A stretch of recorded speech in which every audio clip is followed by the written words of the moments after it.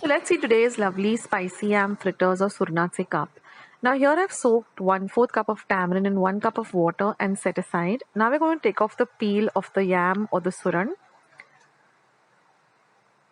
Now one tip I'd like to give you here is just apply a little bit of oil on your hands before you start peeling, and after you start peeling just wash your hands really well with soap and water, because this peel can cause a little bit of itchiness in your hands. Now once you've done that, wash the suran thoroughly and then cut them into thin slices like this. Cut it into thin slices like this and put it into the tamarind water.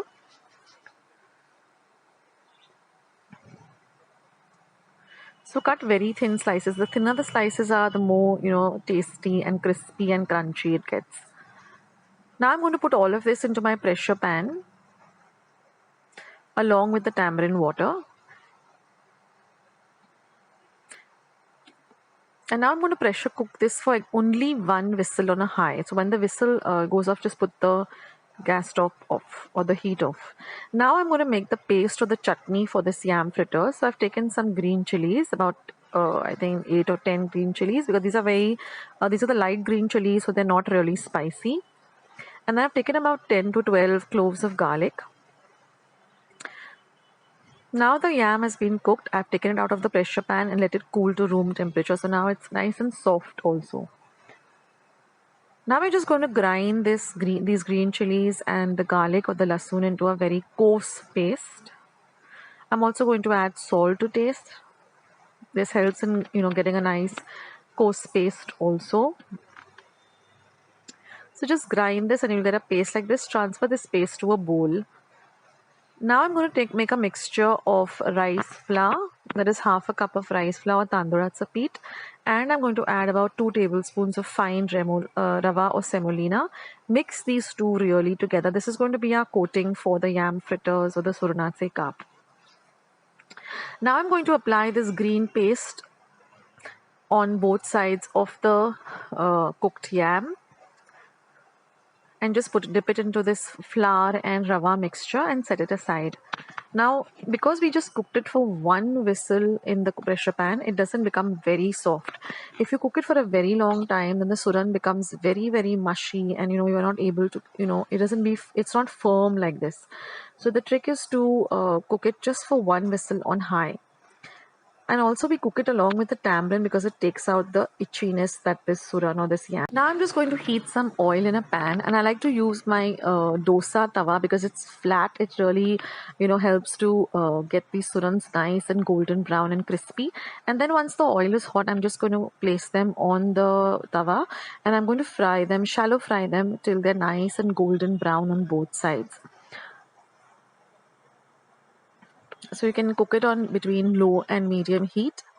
And once they're golden brown in color on one side, just turn them over and cook the other side. You might have to do this 2 or 3 times because you want to get them nice and crispy and golden brown.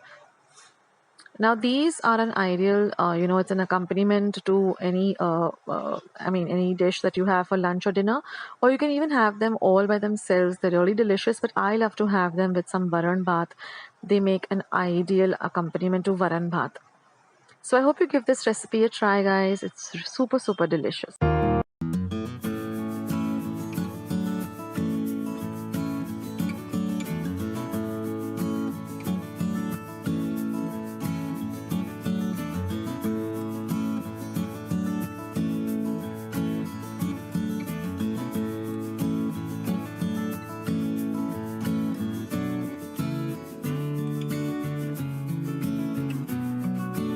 Box below.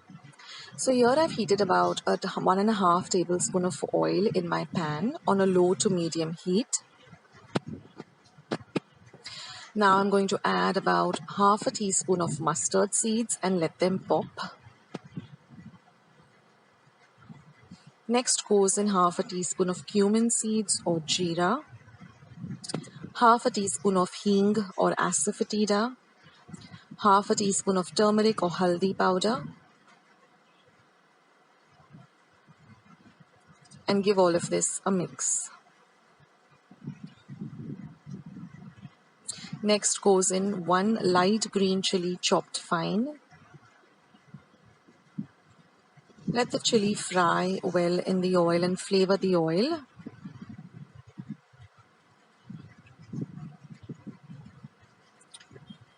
Then I'm going to add some fresh curry leaves, some ginger garlic paste, about half an inch of ginger and about 5 cloves of garlic. Let everything fry well. Then I'm going to add 1 medium-sized onion. Now I'm also going to leave instructions on how to prepare the dal for this recipe, that is how to cook your dal. So that will also be mentioned in the description box below. The description box is just below the video. There will be a button called show more. Just click on that and you'll see the whole recipe with how to get your dal cooked also. Let everything fry very well. That's very important for this dal fry recipe. Now I'm going to add 1 small tomato chopped fine.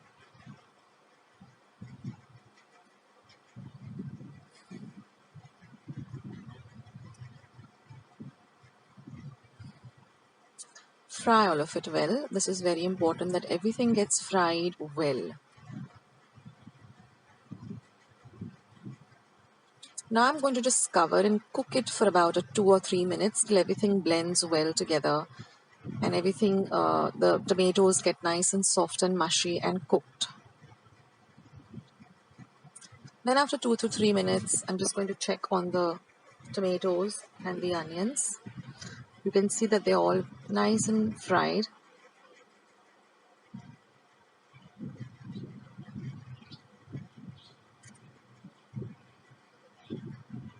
Now I'm just going to add a teaspoon of Kashmiri red chili powder. This just adds a beautiful color to the dal fry. It's not very, this Kashmiri chili powder doesn't add any spiciness to the dish. It just adds beautiful color.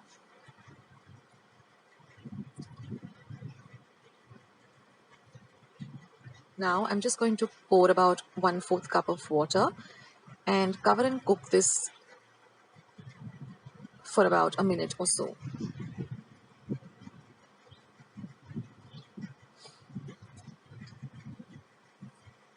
Now you can see that everything has blended in well and also the tomatoes have nicely cooked.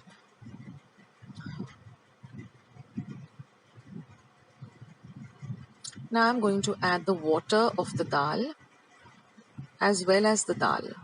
Now this is just 1 cup of tur dal that I washed well under water thrice, soaked for about 5 to 10 minutes. And then I added about 2 cups of water and I put it into my pressure cooker and I cooked it for 1 whistle on high and I simmered it for about 10 to 15 minutes. Let the cooker cool completely. Take out the dal and with your whisk or a wooden whisk or a steel whisk, just whisk the dal well. And that's how you prepare your tur dal. Now you can also use the orange color masoor dal. That's also fine with this recipe. Now I'm just adding some salt to taste. Now masoor dal cooks much faster than tur dal. And I've also added a pinch of sugar. So you might have to cook your masoor dal for just 1 whistle on high and about 5 minutes on simmer.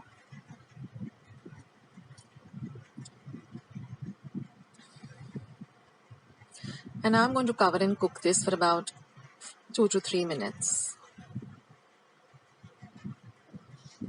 I'm going to garnish this with some freshly chopped coriander. Now always soak your coriander in some water with which salt has been added for about 5 to 10 minutes and then rinse it and then chop it up. Now I'm going to give a tadka or a fortni to my dal fry. So I've heated about 1 tablespoon of ghee. You can also use oil for the tadka. But this ghee or clarified butter adds a very lovely flavor to the dal.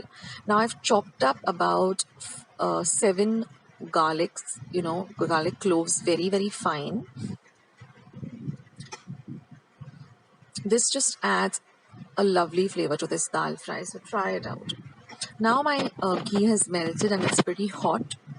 So I'm going to add about half a teaspoon of cumin or jeera seeds, half a teaspoon of hing or asafoetida, And I'm going to add this very finely chopped garlic.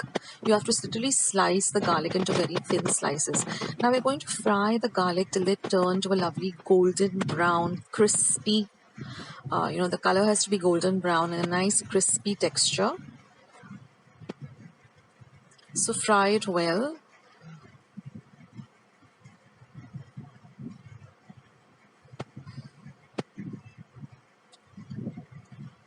Now this dal fry goes really well with some lovely hot rice, or you can even have it with some chapatis or puris. And the dal fry lasts for about 2 to 3 days, and in fact it tastes much better on the second or third day. As it thickens up, you just have to warm it up and have it, and it has a really lovely flavor. So like you can see, I'm frying the garlic till it turns crispy and golden brown.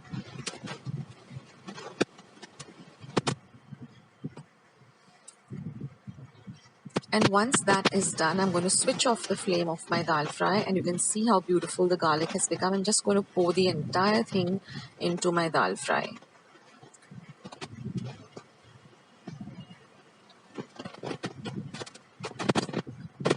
So do try this out. I'm sure many of you must have not done this before, but believe me and trust me, this will really elevate the flavor of your dal fry, and you're going to love it.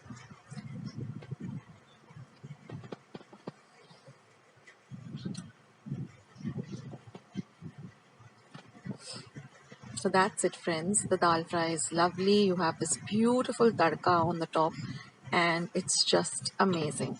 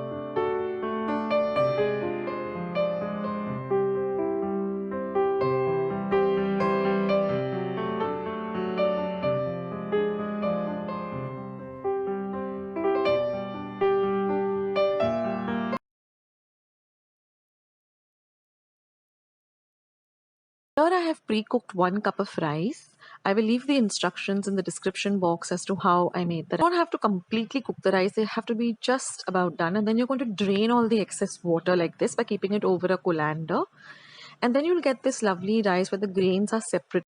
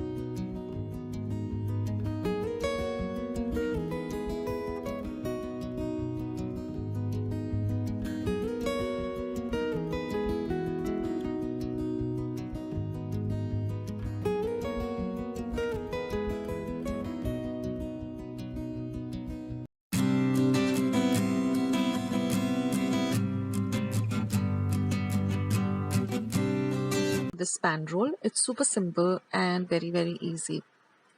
So for that, I've used about 250 grams of chicken mince. You can use beef or mutton too.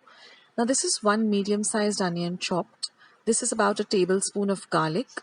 This is some meat masala, some ginger grated, and some Kashmiri red chili powder and some salt to taste. Now all ingredients will be listed in the description box below. So I've added about a tablespoon of oil to my pan, and to that I'm going to add the onion, and I'm going to fry the onion well till it becomes translucent. Next will go in the garlic paste. I've taken about 5 large cloves of garlic and put them in my blender and made a paste of it.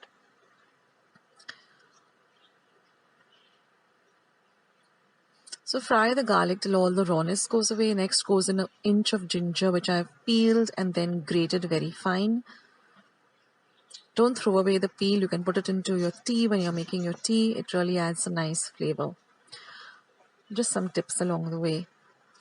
So fry the ginger, garlic and the onion really well. Now just put in your keema or your mince. And let the keema nicely fry along with the onions and the ginger garlic. Now I'm going to add my meat masala. You can use any brand, and the Kashmiri red chili powder and the salt. And that's all, friends, that I do for my keema. It's really simple and yet it tastes really, really great. Now mix everything together and add about 1/4 cup of water because we want to cook the mince or the keema. And then you just cover and cook it for about 10 minutes on a low to medium flame.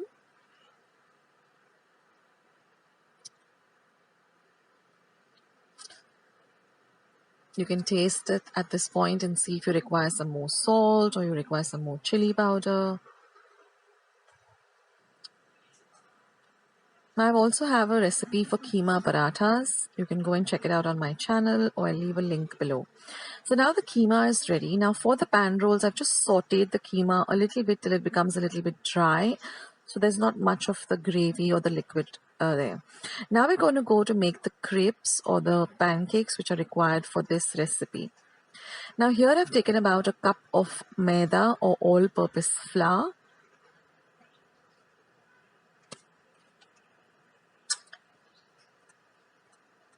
To that I'm going to add a little bit of salt to taste. Next goes in about 1/2 teaspoon of baking powder. This really makes the crepes very light. We're going to mix all the dry ingredients well with a whisk.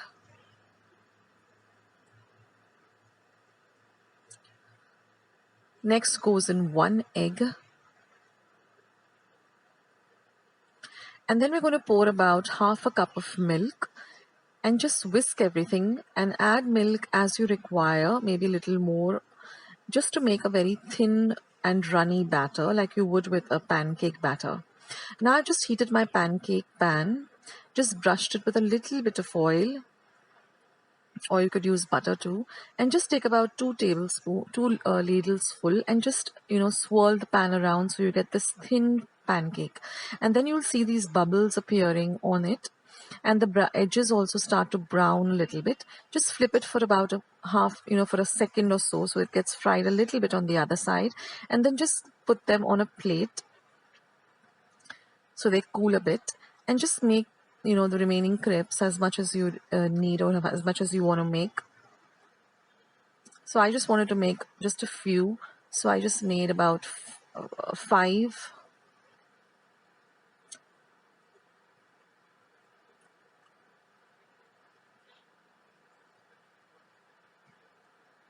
We don't want to brown the pancakes or the crepes too much, so the minute the edges turn golden brown, just flip them over. And when you're putting them down on the plate, just put them the darker side down.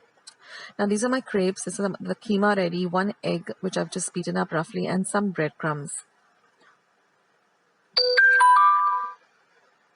And now we're going to start making the pan rolls. So just put the keema or the mince which we have prepared on one end like this, and then just fold it up very tightly like this and keep them aside.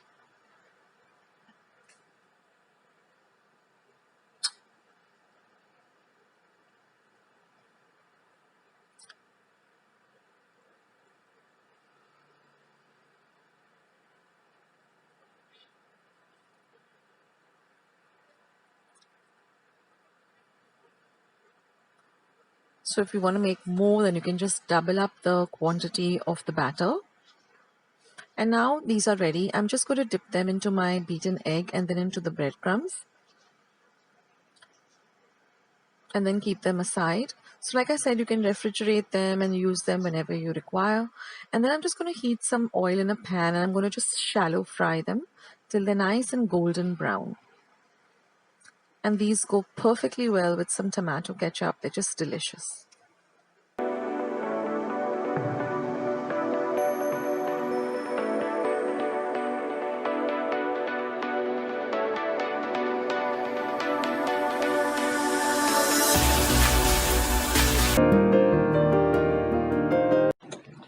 So let's see how to make this lovely ginger and lemongrass tea.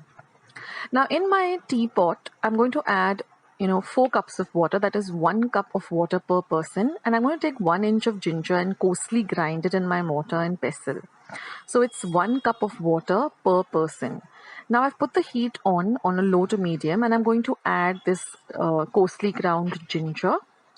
Now this is the lemongrass. You get it in a bundle. I've just cut it up. It's easier to use that way. And I use about 2 handfuls or 2 tablespoons. Now this lemongrass is easily available and it's pretty reasonable. Like you get a small bundle for just 10 rupees in the market. So just chop it up and keep it in a particular vessel or a container. Now I'm going to add 1 teaspoon each for each person, 1 teaspoon of tea powder. So we are making 4 cups of tea for 4 of us. That way you'll add 4 teaspoons of tea powder.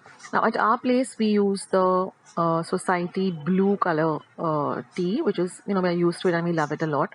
Now let it come to a nice boil on a medium to high flame. Let it boil for a whole 2 minutes. Now at my place we have 2 designated pots with the cover for the tea, so we use only that when making the tea. We don't use anything else. So kind of keep 2 designated vessels or pots for your tea. That makes it very easy to use.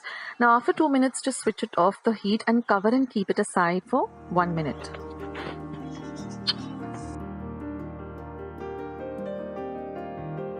I just thought I'd pop in and let you know about my Amazon storefront. Go and check it out. The link is down in the description box below. It's products that I generally buy on Amazon or I would recommend with regard to best prices and good quality. So go and check out the link.